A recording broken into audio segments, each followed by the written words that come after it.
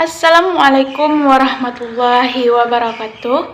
Perkenalkan, nama saya Fitri Hayuni dengan NIM 2004-2015, jurusan Ilmu Administrasi Negara, Fakultas Ilmu Sosial, Universitas Negeri Padang. Baiklah, di sini saya akan memenuhi tugas mata kuliah Sistem Hukum Indonesia yang dibimbing oleh dosen Bapak Ip Permana beserta gelarnya dan seksi 20-42-2042-0157. Di sini saya akan membahas tentang Anglo-Saxon, Eropa kontinental, Islam, komunis, campuran, dan sistem hukum yang dianut oleh Indonesia. Baiklah, kita masuk pada topik yang pertama, yaitu yang pertama Anglo-Saxon. Sistem Anglo-Saxon adalah suatu sistem hukum yang didasarkan pada jurisprudensi, yaitu keputusan-keputusan hakim terdahulu yang kemudian menjadi dasar keputusan hakim-hakim selanjutnya.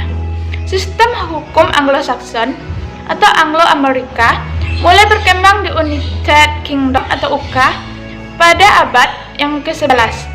Sistem hukum Anglo-Saxon berlaku di kawasan Amerika Serikat, Kanada, dan beberapa negara yang termasuk negara persemakmuran, Inggris dan Australia, termasuk Malaysia, Singapura, dan India. Yang selanjutnya, Eropa kontinental. Sejarahnya sistem hukum ini berasal dari kodifikasi hukum yang berlaku di kisaran Romawi pada masa pemerintahan Kaisar Justinus abad 4 sebelum Masehi. Peraturan-peraturan hukumnya merupakan kumpulan kodifikasi atau corpus juris civilis dari berbagai kaidah hukum yang ada sebelum Justinianus. Prinsip utama yang menjadi dasar sistem ini adalah bahwa hukum memperoleh kekuatan mengikat karena diwujudkan di dalam peraturan-peraturan yang berbentuk undang-undang dan tersusun secara sistematik di dalam kodifikasi atau kompilasi tertentu. Adanya prinsip ini didasarkan pemikiran bahwa nilai dan tujuan hukum yaitu kepastian hukum. Baiklah, kita masuk pada topik selanjutnya, yaitu sistem hukum Islam. Hukum Islam adalah suatu sistem hukum yang berdasarkan ketentuan-ketentuan yang telah ditetapkan oleh Allah Subhanahu wa Ta'ala, kitab Al-Quran dan Rasul. Hadis kemudian disebut dengan syariat atau hasil pemahaman ulama terhadap ketentuan di atas.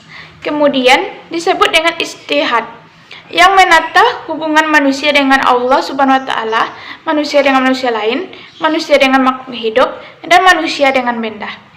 Selanjutnya, sistem hukum komunis. Komunisme dalam bahasa Latin yaitu komunis, dalam bahasa Inggris yaitu common. Universal adalah ideologi yang berkenaan dengan filosofi, politik, sosial, dan ekonomi yang tujuan utamanya terciptanya masyarakat komunis dengan aturan sosial ekonomi berdasarkan kepemilikan bersama alat produksi dan tidak adanya kelas sosial, uang, dan negara. Komunisme sebagai anti-kapitalisme menggunakan sistem partai komunis sebagai alat pengambil alihan kekuasaan dan sangat menentang kepemilikan akumulasi modal pada individu. Pada prinsipnya, semua adalah direpresentasikan sebagai milik rakyat dan oleh karena itu, seluruh alat-alat produksi harus dikuasai oleh negara guna kemakmuran rakyat secara merata. Komunisme memperkenalkan penggunaan sistem demokrasi keterwakilkan yang dilakukan oleh elit-elit partai komunis. Oleh karena itu sangat membatasi langsung demokrasi pada rakyat yang bukan merupakan anggota partai komunis.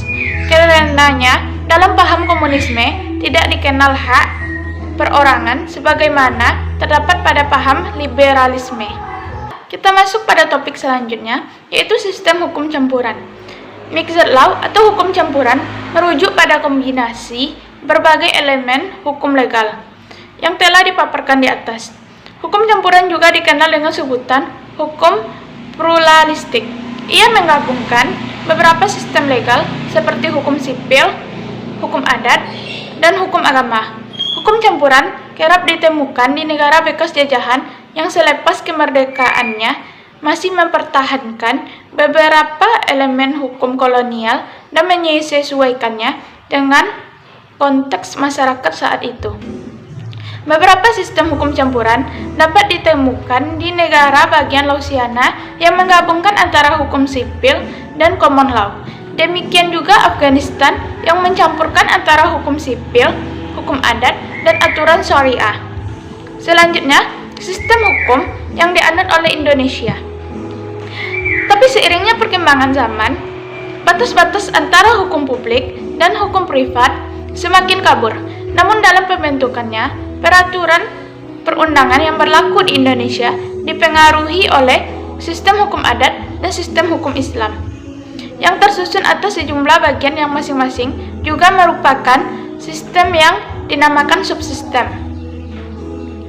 Dalam sistem hukum Indonesia, terdapat subsistem hukum perdata, hukum pidana, maupun hukum tata negara.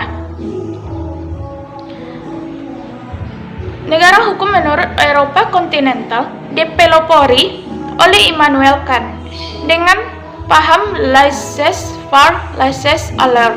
Artinya, biarlah setiap anggota masyarakat menyelenggarakan sendiri kemakmurannya, jangan negara yang ikut campur. Ada elemen penting dalam konsep negara hukum menurut Eropa kontinental, yakni adanya perlindungan hak-hak asasi manusia, pembagian kekuasaan pemerintah berdasarkan undang-undang, dan adanya peradilan tata usaha negara. Baiklah, itulah topik yang kita bahas pada pertemuan kali ini. Saya Fitri Wahyuni. Jika ada kata-kata yang salah, mohon dimaafkan. Assalamualaikum warahmatullahi wabarakatuh.